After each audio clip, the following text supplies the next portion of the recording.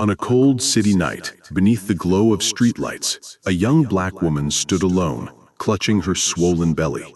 Her breath trembled in the dark as she whispered the words no expectant mother should ever have to say, "I have nowhere to go." Cars sped past, without slowing. Strangers glanced, then looked away. To them, she was invisible, just another lost soul swallowed by the city's indifference. But what none of them knew was that one man, a man of immense wealth and influence, was watching from the shadows. And the choice he made in that moment would change everything. Her name was Alana, 27 years old, carrying her first child. Life had not been kind. She had worked tirelessly as a nursing assistant, saving every dollar she could. But when her pregnancy became visible, the hours dried up. Employers claimed it was bad timing, but Alana knew the truth. Too often she had heard the sharp tone, seen the dismissive glances, felt the weight of judgment pressed heavier on her because of the color of her skin and the curve of her belly. Her apartment, once a sanctuary, slipped from her grasp after missed rent payments. She begged for an extension, but her landlord didn't hesitate to change the locks. With no family to turn to, Alana walked the streets with her few belongings packed in a battered duffel bag, every step echoing the silent question, "Where will I sleep tonight?" Shelters turned her away, full, or claiming they had no room for a single mother. In truth, she felt the sting of being judged before she even spoke. At bus stops, people shifted uncomfortably when she sat down. In grocery stores, she noticed how others gripped their bags tighter.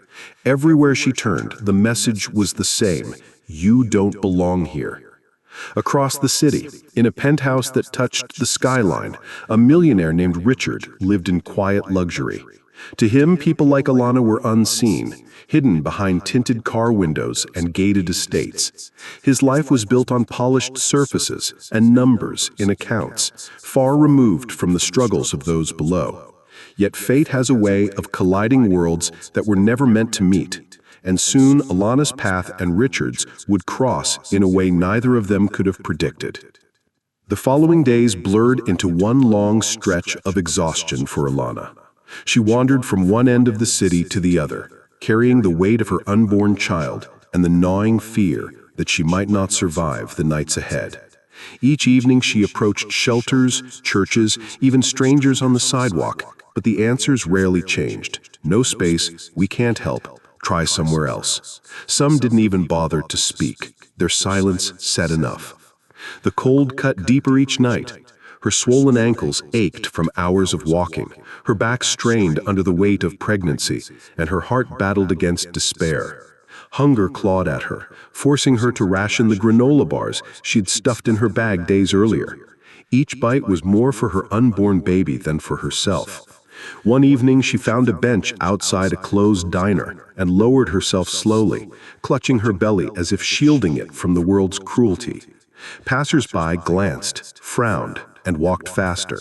A security guard eventually shooed her away, muttering that she couldn't loiter. She wanted to scream, "I'm not loitering, I'm surviving," but her voice had already grown faint from the weight of rejection. Across the street, in the back seat of a sleek black car, Richard happened to notice her. He had just left a business dinner where numbers and contracts flowed as easily as wine. To him, the night had been forgettable. But as the car idled at a red light, his gaze caught on the figure of a woman hunched over, holding her stomach, her eyes glistening under the streetlight. Something about her posture, a mixture of strength and fragility, pulled at him. For a moment, he almost told the driver to keep going. After all, she was just another stranger in the endless tide of faces, but his eyes lingered longer than usual.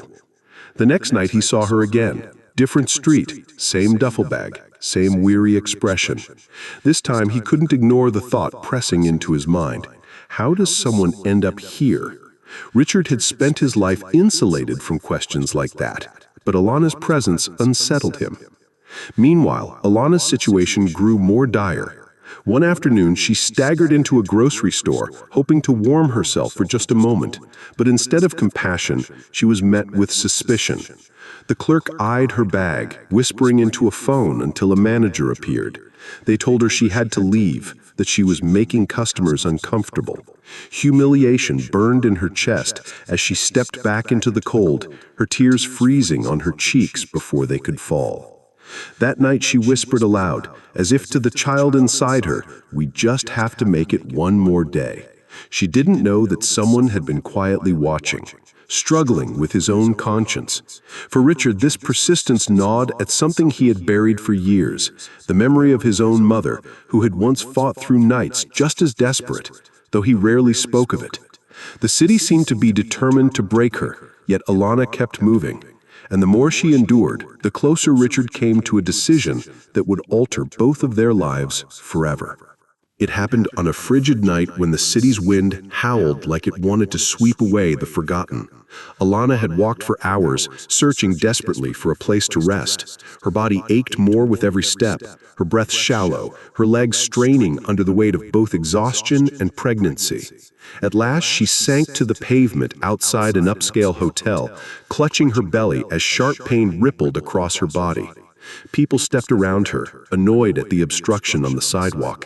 A bellhop glanced her way, but quickly turned back inside. In a city of thousands, not one hand reached down. And then, Alana's strength gave out. She collapsed, her head resting against the cold stone, her lips murmuring the same hopeless words, "I have nowhere to go." Inside a waiting car just feet away, Richard watched it unfold. He had intended to drive past, like everyone else. That's what people of his world did. They stayed detached, kept moving. But something inside him broke at that moment. The woman on the ground was no longer a stranger. She was a living reflection of a battle he had long buried. The nights his own mother had shielded him from hunger, the sacrifices she had endured when no one else cared. Before he could reconsider, Richard opened the car door and stepped into the cold. His driver looked startled, unsure if this was wise, but Richard's mind was made up. He approached Alana not as a millionaire, not as a man of power, but as someone who recognized pain he had once known. The crowd that had ignored her now watched curiously. Whispers rippled through the air. Why is he stopping? But Richard didn't hear them. He knelt beside Alana, his coat brushing the pavement, and for the first time in years, allowed compassion to guide his actions instead of calculation. The choice he made next would not be temporary charity. It would be something far greater, something that would defy the expectations of everyone watching. Richard didn't call for an ambulance and walk away, as most would have expected. He didn't press a few bills in her hand and consider his duty done. Instead, he lifted Alana gently from the pavement and carried her into the very hotel where moments earlier she had been treated as invisible. Guests stared, staff hesitated, but one look from him silenced their questions. That night, he gave her more than a warm bed and a hot meal. He gave her dignity. He arranged medical care to ensure that both she and her unborn child were safe. But his decision didn't end there. In the days that followed, Richard took personal responsibility for Alana's future. He provided housing, not in the form of temporary shelter, but in a safe, permanent apartment. He funded prenatal care, nutrition, and counseling, knowing that survival was only the first step towards stability. For Alana, the shock of such kindness was overwhelming.